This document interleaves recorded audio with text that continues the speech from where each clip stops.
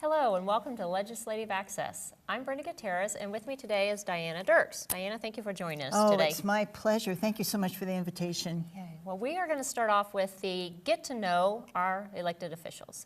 When I say get to know, I mean like, what do you like to do in your free time? What are some of your hobbies? If you could share some information, a little bit about your family. Well, in my free time, it's pretty limited. I'm a full-time realtor and a representative, so when I'm not in Topeka or visiting with constituents, I'm selling houses, hopefully, and doing my marketing. Family, been happily married 54 years to my husband Heinz, who's from Germany. He has a background story all of his own. We have 4 children, 10 grandkids, 5 great-grandkids and another one on the way. So all of our children are fairly scattered, the grandkids. We have a daughter and son living in Newton, one living in Heston, and one is a surgical tech down in Houston, Texas. Quite a variety. A little footnote there, when we were dairy farming, he was the one that could not stand the sight of blood, and now he's doing open heart surgery, so go figure. Oh my, wow. Now, how about travels, hobbies, things like that? When you do have some free time, sounds like family is pretty important. It where is, you've listed them right off. Any favorite places you like to travel, things like that? Heinz and I were very fortunate. As soon as he got his citizenship, Uncle Sam said welcome and sent him back to Germany.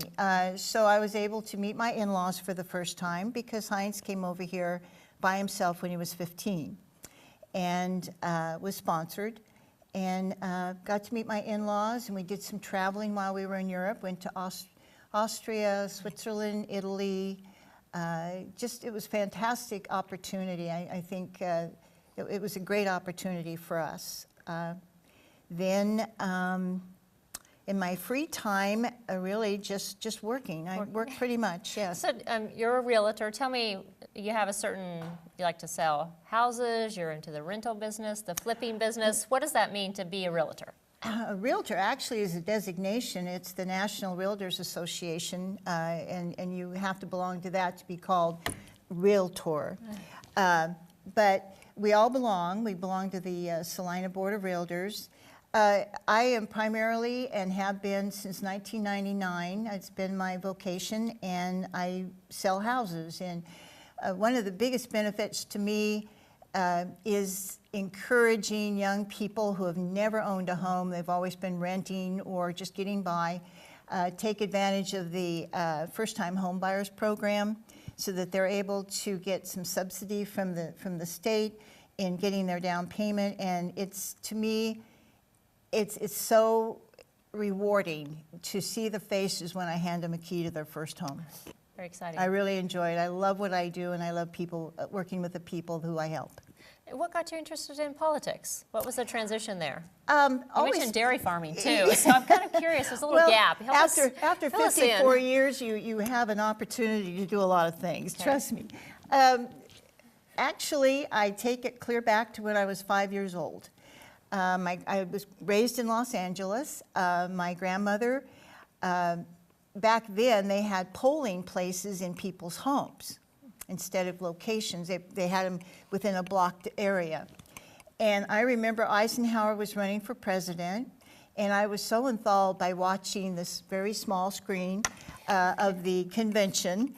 And the expression there was, "I like Ike." And so I kind of caught on to that, and I thought, this was great.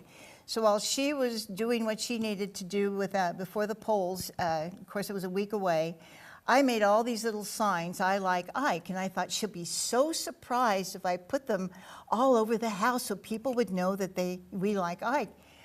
So I did, and she about had a heart attack when she saw all of those. Of course, you can't have any campaign literature, so she had to rip them off the wall, and that was my introduction to politics. And I've kept involved. I served on Building Advisory Board for City of Salina, also on the Animal Control Board. So I've always tried. I feel that if you are extracting your livelihood from a community, you should be willing to give back to the community, and that's what I did. And I was invited to participate in the election of being a representative when Representative Roth resigned, or retired. And that was kind of the beginning of a great, it picked up speed from making signs to... It really did. From the I Like Ike signs. It really did, It really yes. picked up speed. Yes, it did. Yeah, I was always interested in government classes and the political process and the U.S. government, and I've always been a real true follower of government. So you have some causes, I bet, some things that you really championed when you were first elected. How about sharing some of those things you first championed? Well, education has certainly been the first and foremost, dearest to my heart. But also, I serve on the Veterans Committee, and that gives me an opportunity to be sure that our veterans, those who have served and given so much to make our country free, that they in tune when they're coming back, that they're taken care of and their families are taken care of. And we were able to, on the Veterans Committee this past session, to assure those who belong to the National Guard that when they have to take time off to serve, that they, or if they're called up or asked to serve, that their jobs are still here for them when they get back. So that was one bill that we worked on. Also, there are some who are coming back, you know, who are suffering from post-traumatic stress disorder, and, you know, may do things that they would not consciously do if they had not been in such a traumatic situation. So we're trying to work on a bill on the courts, that those who are really suffering from that particular malady, that we have, that they aren't just directly put into prison or something like that, that they can be reverted back to for some mental health care. That was important. And then also, that if they are a wounded vet or a disabled veteran, that now when they go to the parking lot at the air terminal down in Wichita, that they can be excused from having to pay to park there so that they can be closer. So little things to make a difference. Little things, but they make a big difference. They Yes. really do. They really do. Sounds like some good causes that you champion there. Now we're going to switch to some more specific questions, and I have 3 very specific that have to do with the tax and the budget. Okay. And I'm going to read them, and then if you need them repeated, just let me know. Okay. They kind of go together. Increasing state revenues, decreasing state expenses, balancing the state's budget in the coming session. What measures do you endorse for this? What actions do you foresee or hope, or what are you working on already? So when you think of those 3, increasing state revenues, decreasing state expenses, and balancing the state budget. Well, ironically, I sent out just recently a survey, mailed out a survey and a newsletter to my constituents. It was kind of a random, it wasn't just only my constituents, but a kind of a makeup. Okay, pause. What's constituent? Constituents are those who we represent. Thank you. Yes. And I'm very much aware of what, you know, I listen. I can't go anywhere without getting some input from someone. And I listen. And I take that to heart. I make notes, and then when I go back to session, I see what we can do about it. And a big one is in fact, one of the questions that I ask, I brought it along with me here. See, she just gave examples of resources and notes, and she's got them with her. Just Right. It out. I said, tell me what you think. And one of them was, do you support the $431 million tax increase passed this year to fill the budget shortfall? And then there were some options. Most of them said no, quite readily. Strong response. Strong response to that one. And if the state faces another budget shortfall, what's the best solution? Raise the taxes, property taxes, discontinue governor's income tax cuts. That was the number 1 reply, was to discontinue the tax cuts. And then there were some other questions.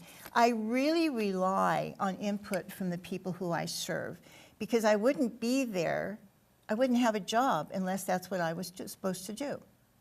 So if somebody asked me, well, why do you think they did that? And I says, because I was doing my job. Yeah. Listening. Thank you. Listening. You had decreasing sales, state expenses. Yes. Thoughts on that? It depends on how that's going to affect the people, especially in my district, And of course, when you're looking at your district, you also have to look at what is going to be the factor of the whole state. Because literally, we are there, each and every one of us, representing our own particular area, but the impact of the decisions we make have an ultimate effect on everyone at all ages. Your district, if you could, I forgot to ask this earlier, define your district. So if someone's wondering, am I in Diana's district, am I in another district, what's the geographic outline of where your district Well, is? it goes south to Wayne Street. I have about 3 houses over on 9th Street, and then the rest of that goes to JR's district. It's the Hill area. It takes in five townships, Solomon, but not the city of Solomon, Cambria. I have a couple of houses in Kip. So I'm just on the border. Actually, Southeast Saline, Representative Johnson and myself kind of work together on Southeast Saline School because I have 3 houses in Kip. That kind of is the definition. So it's the Hill, down to Wayne, north, clear up north. So I have some rural, but primarily in town. Yeah. Type. So when you're listening and when you're mailing out your newsletter asking for the survey and getting feedback, that gives us an idea of who this is going to. Right. And these people can say, oh yeah, I got that in the mail. Oh Right. yeah, she'd like you to fill that out. Oh yeah, she'd like to hear back from you, is what I'm hearing. I sent out 3,400 of them. I wanted to make sure that we put together a mailing list. I tried to reach as many of the people that I had their addresses for. And I had someone help me with that to make sure that it was going out. Like this one that I have, this one happened to go to a States Drive. And ask them, please, just be honest. And then there was also, please rate the job performance of the following. And one was Governor Brownback, the state legislature, myself, and the Kansas courts. And some of them were very just straightforward, outright, and made some comments. They are really concerned at the direction of where our state is going as far as financial. That leads me to balancing the state budget. Thoughts on that, how that's going or progressing, work that's being done now? Well, we need to increase the revenue sources. It's just imperative that we do that. And it's like balancing your own budget that you keep at home, except on a much larger scale. If I know exactly, with being self-employed, I never know exactly how much I'm going to make each month. It depends if I sell a house or what price home. But basically, I have an idea, and then I base a budget on that. Just to go in and just take away revenue sources without knowing how we were going to budget that and what impact it was going to have on schools, hospitals, every entity that we have. Increasing of sales tax. As you know, I voted no on the budget simply because I didn't feel that we should put the responsibility of having revenues for our state on the backs of some of those who can't afford it. So there's several That's ways to pretty look at that. straightforward. Yes. That's Several pretty different ways to look at straightforward, that. right. Yeah. Well, in case you just joined us, I'm Brenda Gutierrez, and with me is Representative Diana Dierks, and we're here in the Community Access TV studio this afternoon. We talked a little bit about tax and budget. Next, we're going to talk a little bit about education. I'm thinking you might have something you'd like to share about what's going on with education. Well, how long do we have? No. Education, as you know, is dear to my heart. It's one of my favorite committees. I serve on the Ag Committee. I enjoy that as well. There's a lot of issues, especially water, which is really something very important to our state. Without it, we can't survive. So all of this would just be nothing if we didn't have adequate water. People would be leaving us like they are out in California at the point. Yes. California, yes. There are challenges. My old homestead it's really in dire straits. But education, there are those of us who were just appalled at the fact that they would just do away or present a bill that would take away the current finance formula without really having something in place prior to, instead of doing it after the fact. And I think it's really showing that they're having, the people who are serving on that interim committee, I visited with a couple of them, and they said they're really struggling with trying to get a package put together that they have even a slight chance of passing on the floor. Hopefully it will go to the floor process and not just be sent off to another arena where we're not going to have an opportunity to vote on it like we did the budget. It was just presented to us a yay or nay vote. And I really feel that's the makeup of good government, is that you can have some of those debates and controversy and compromise to where you really can come together with something. And that finance formula, I have some statistics here from USD 305. Of course, I've visited quite a bit with Superintendent Hall. You know, he's been kind of an advocate for helping me understand all of this. There are so many figures going and floating and changing readily that we can't keep on top of them. But one question that a lot of people have asked is, you know, we need more money into the classrooms. Well, according to the budget for this year for USD 305, 62% of the budget is going to the classrooms. Instruction, student support, instructional support. That's 62% of the budget that's allocated for this year. The administrative support, is 16%, transportation is 3%, capital improvements, other costs, total expenditures for the 2015-2016 budget is $38,565,000, and there's a lot of money that's out there that we need to watch where it's going. So knowing and seeing this, what are some things to do as a community, go ahead. Oh, okay. Double checking something? That's Right, fine. yeah, I'm thinking I was 336 million, go ahead. To improve quality education, you've listed several things. This money's going here, this money's going here, for all the percentages that add up for US 305 in your example. To improve the quality of public schools, what are some things that you feel like, whether we're rewriting the funding formula or what's going to be presented, where's this headed and how is this going to look when it comes back? Well, if I had a crystal ball, I would really be able to answer that with a little bit more intelligence, I would say, knowledge. It's going to have an impact on our classrooms. I visit with school superintendents. I met with several of them just recently here, just kind of got together and had lunch, and I asked some very pertinent questions in that regard. And what they told me is that many of them are now doing 2 and 3 jobs. And if they're having to do, one was even that he was having to play a part in the school play because of the lack of the other person, you know, in the smaller school district. Some of them are being transportation. They're driving school buses. They're janitorial services. They're all working together, especially in the smaller schools, to make this work.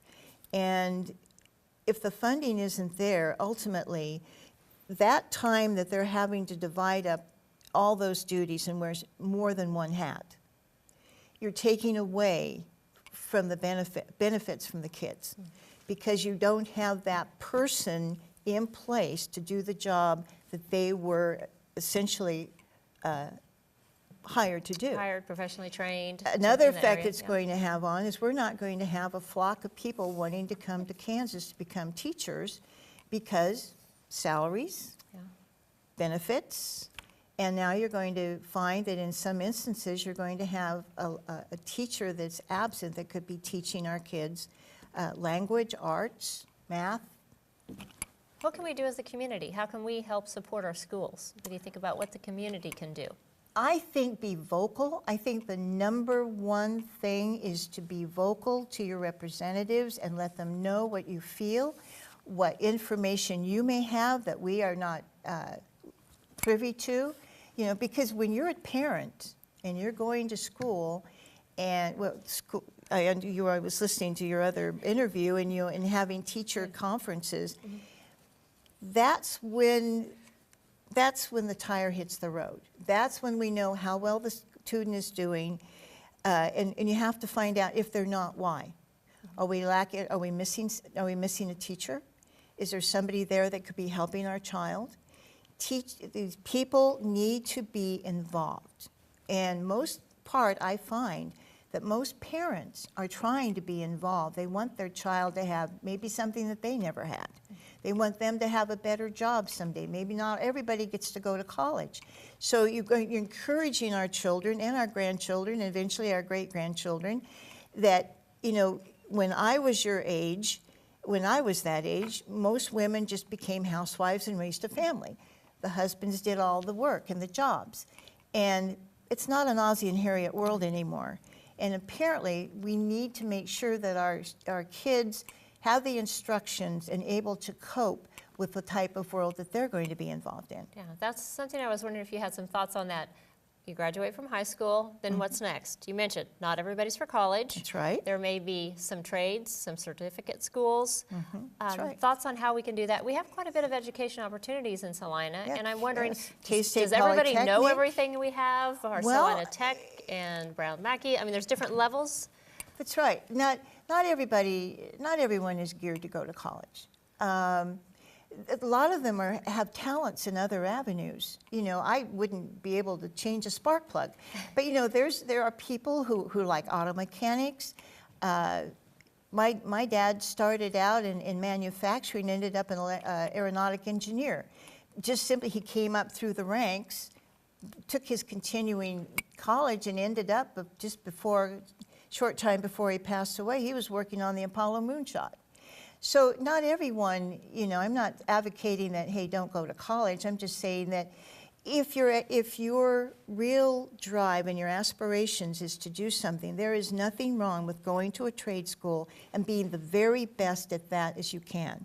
Not everybody wants to be a math teacher or a scientist. You never know where other things, sure. You never know where the road's going to take you. Yeah. Anything else? Any thoughts? Vouchers, public education, private education, anything we haven't touched on with education that you would like to? Of course, there are several individuals, you know, are definitely against vouchers, simply because, you know, the whole financial end of it. I think there's a misconception that those advocates for public education are against private education. That is not it at all. That is not the story. I'm an advocate for public education because constitutionally we have to provide public education for our kids. If you are an individual who wants to see your child go to a private school and can afford to do that, please, by all means, let them go to a private school. If you're wanting to homeschool your child, there's nothing in the law that says you cannot homeschool your child. But you also have to remember that there is funding for certain entities because the majority of our student population right now depend on public education. And it's important that we make sure that our public education, our schools are adequately funded so that they can receive the best education that they can. Thank you. It kind of There's touches on that. Several opportunities out there, definitely. Well, thank you for joining us. I'm Brenda Gutierrez, and we're here in the Access Community TV station today, and I have Diana Dierks with me for Legislative Access. Thank you for joining us. Oh, my pleasure. Well, we're going to move on a little bit more Okay. to the political side. Share with us your thoughts about the current political climate. Jumping from local, we were talking about schools, Right. local schools. Now, how about the political climate? Thoughts on things that are going on a little higher up? State legislation, I'm sure that's what you're referencing, Yes, right? that, and I heard through my community conversations, people say, government's broken, who's going to fix it? That was one of the things that people shared. So, Yes. can you fix it? What are you doing to fix it? What are you and your friends doing to fix it? Well, that's a $100,000 question. But, you know, I'm going to be quite honest with you. That's fine, okay. When I first became a state representative, you know, I was in awe. I walked into that. My husband said that was the first time he's ever seen me quiet. I walked into the House chamber, and I was just in awe. I thought, oh my gosh. I says, I'm here where people before us have made laws that we live by, and now I'm part of that.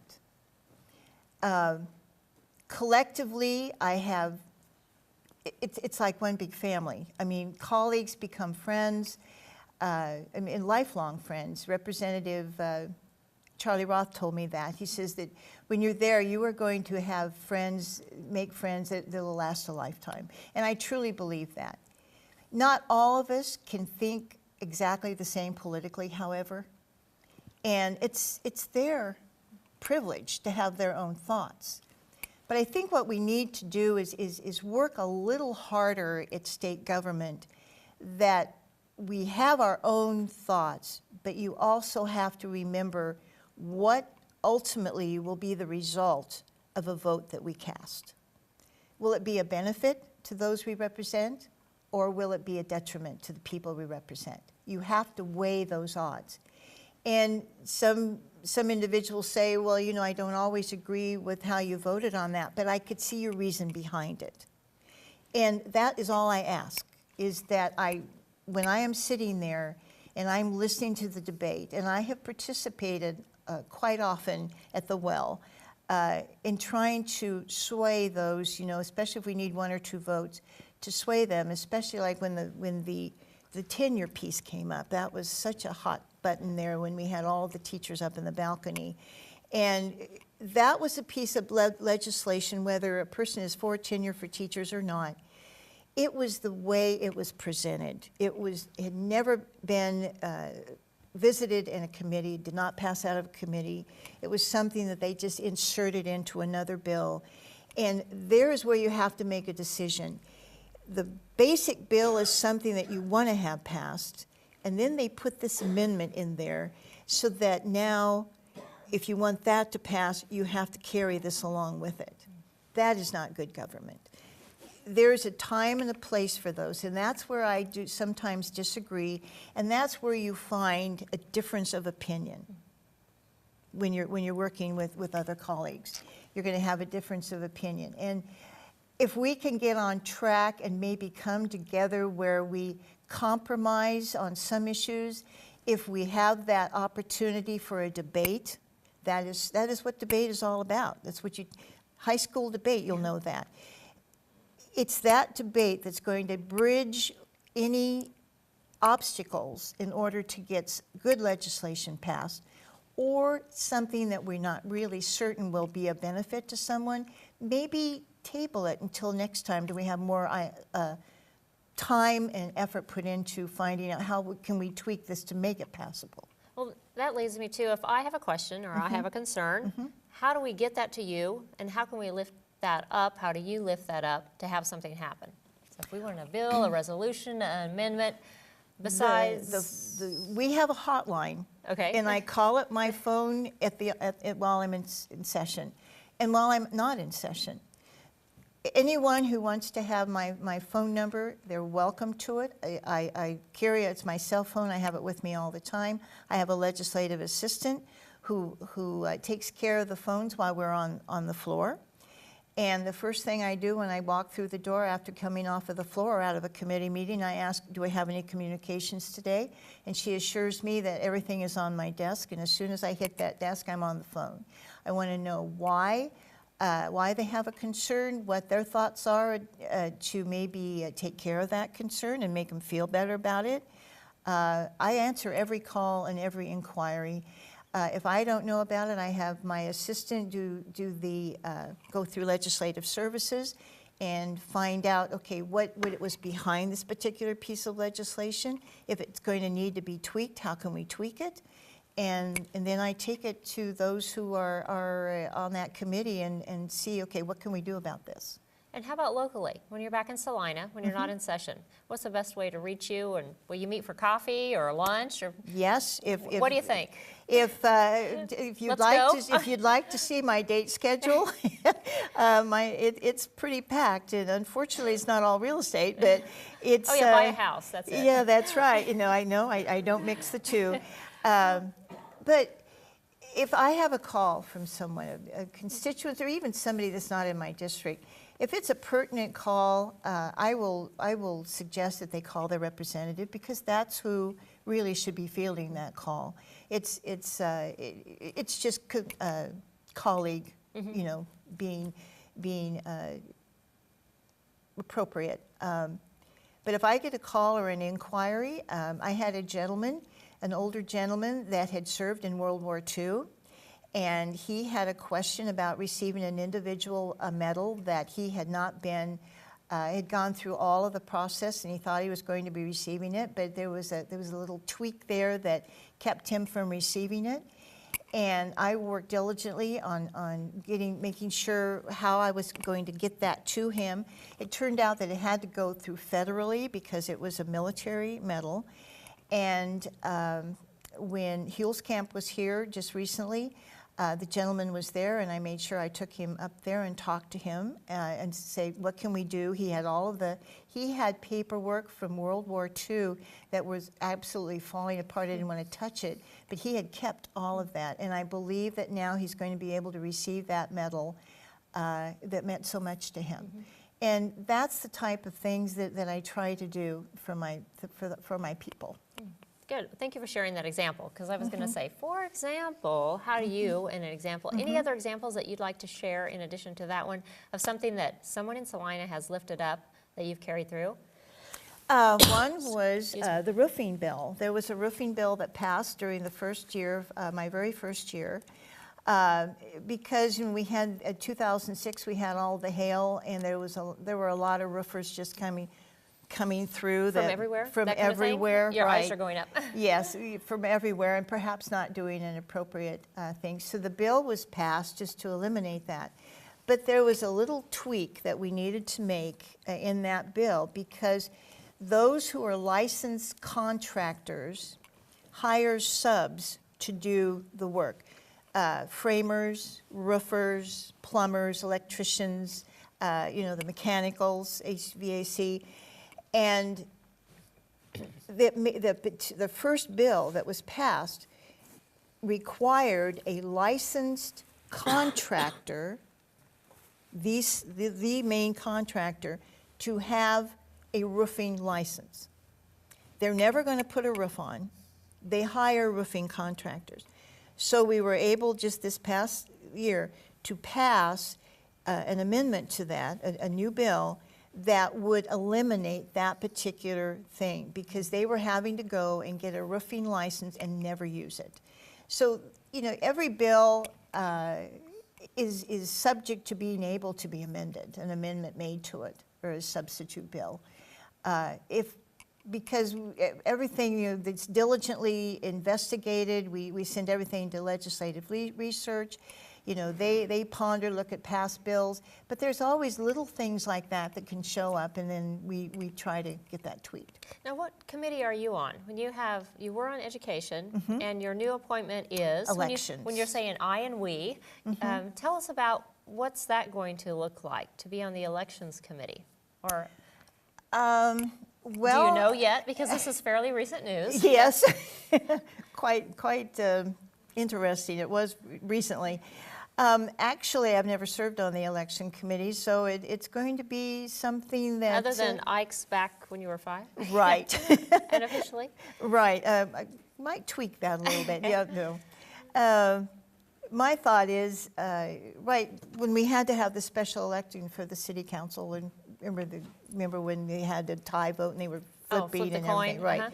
And then the governor being able to say, okay, who's going to be the county commissioners. It really should have been a vote. I mean, that's what the whole freedom thing is having a vote. So that might be something that might come across the election committee. Okay. We might look at that. So that's more to come on that one.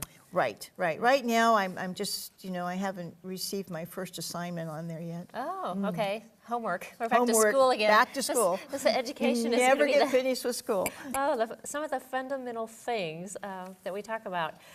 So back to kind of a door-to-door, knowing people, what people say, what people think. When people roll their eyes and say, I don't know about Kansas government. I don't know what's going on. How would you respond to somebody that you knock on their door and they're rolling their eyes like, oh, who is this? Well, I will tell you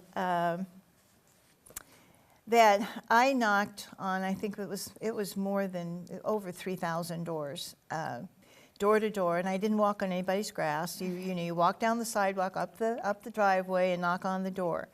And my husband, his job was to be my timekeeper.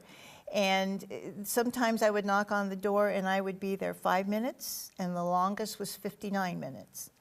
Because those individuals who have those type of questions want an answer. And I asked them, I said, well, what are your thoughts on that particular question? What are your ideas in that regard? And then I would offer some suggestions. Well, what if we did something like this? And by the time we left, most often we had some kind of a compromise. And I felt that they felt more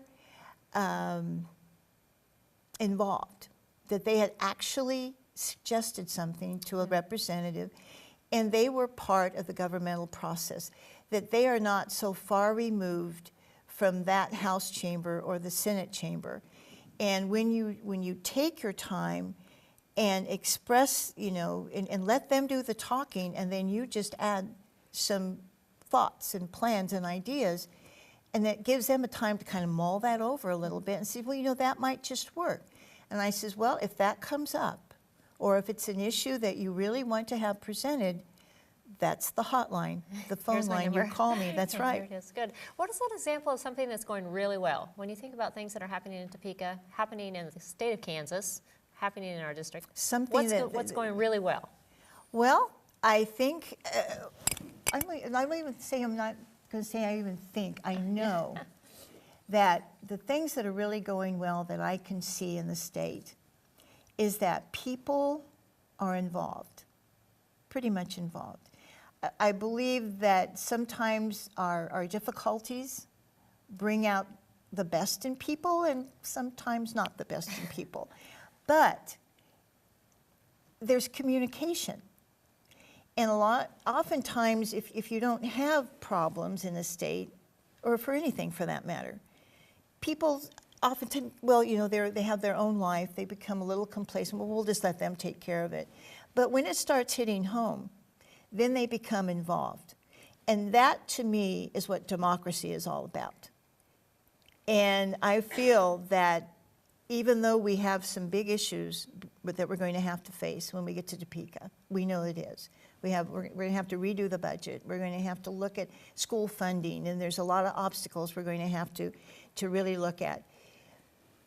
If we have that democracy piece in place, the people are involved, it is going to help us make decisions by those individuals letting us know what their thoughts are. And to me, that is one of the biggest, greatest things that can happen in any state, that you have the people who call Kansas home, involved in their lives. Yeah. So us in Kansas, we're sitting back here in Saline County wondering sometimes what's going on in Topeka. Why is it taking so long? Answer to that, why does it take so long to figure out the school funding? Why does it take so long to balance the budget? Well, you hit on a point right there that was the million-dollar question that several of us were asking. Initially, session starts in January, and I assumed, that we have the revenue source statistics, and we would just immediately jump into trying to figure out the budget. Especially, they took away the funding formula. Okay, now what are we going to do? And we kept waiting and waiting and waiting, and we'd go to the House floor, and they would introduce people who were there to visit, and then they would recess. And it was really frustrating for a lot of us, because I'm one of those, if we have an issue, if there's something needs to be done, let's get on it and get to it. But it just kept going out. Well, I know that in the background, Appropriations Committee and Budgeting Committee, they all have to do their thing. And then we were also, the Senate, it was really the majority thought process in the House that the Senate was really kind of dragging their feet, because they seemed to be more in control over what the budget was going to look like. And then they were going to bring us a finished product. And then the House was supposed to put together theirs. And I sat in on a lot of the appropriations process, because that particular time I had some free time. So I would sit in the appropriations meeting room and listen. And it was, we just weren't able to seem to come together, the meeting of the minds, so to speak.